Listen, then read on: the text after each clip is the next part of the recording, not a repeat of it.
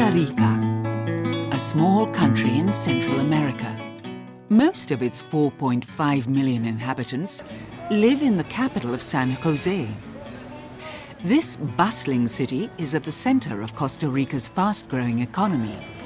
Shifting economic focus from the historic dependence on export crops such as coffee to high-tech industries and services has led to a rapid increase in demand for energy, 5% per year over the last decade. Currently, 95% of the energy comes from renewable sources. As part of its policy, Costa Rica aims to produce 100% of its energy sustainably. To help Costa Rica meet these goals, the Dutch government provided a grant of $4.5 million for the Tejona Windpower Project. Tejona is one of the first wind power plants in Latin America. It's one of 4 that exist in Costa Rica.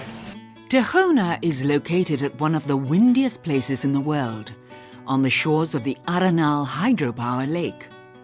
Here, the trade winds blowing in from the Atlantic rule the air, powering the turbines. It's a 20 megawatt plant that's been operating since the year 2002. For future climate change mitigation projects, the Dutch are interested in the contribution to sustainable development that this kind of project makes.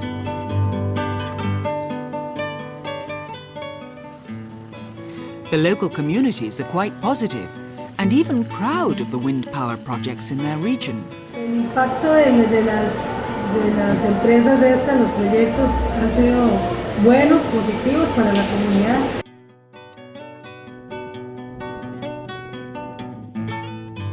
Around 200 temporary jobs were created during the construction phase, as well as permanent employment in maintenance.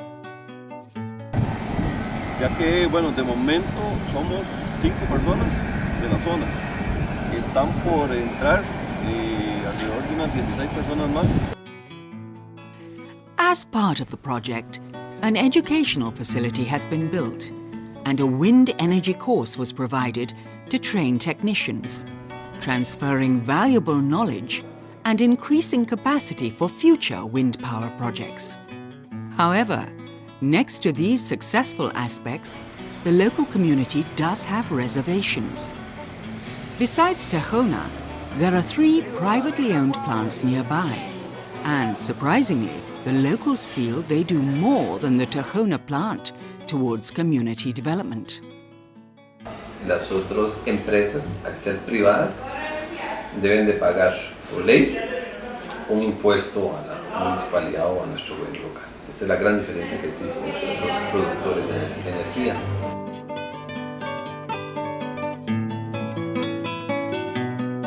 One of the private companies, Plantas Eólicas, is especially active, building schools and playgrounds for the children in the area. I hope to make somewhat of a difference. The planet faces a period of maximum stress in our lifetime, and I think that the extent that we can discipline ourselves. The team does have some recommendations regarding the Tejona plant. We do think that these operations could include or could do better in contributing to the sustainable development of particularly of the local communities where they're based. I wish they would maybe donate even a little less and spend some of that money monitoring the donations made, making sure that the goals are set up correctly beforehand, making sure that things are measurable, quantifiable, making sure that things happen as they should happen. Taking this into account, the overall picture is positive. In conclusion, I think that you can say that in Costa Rica, wind energy almost by definition contributes to the sustainable development of the country because there's very few negative impacts environmentally, socially, economically, while it does produce a clean, inexpensive and inexhaustible source of energy.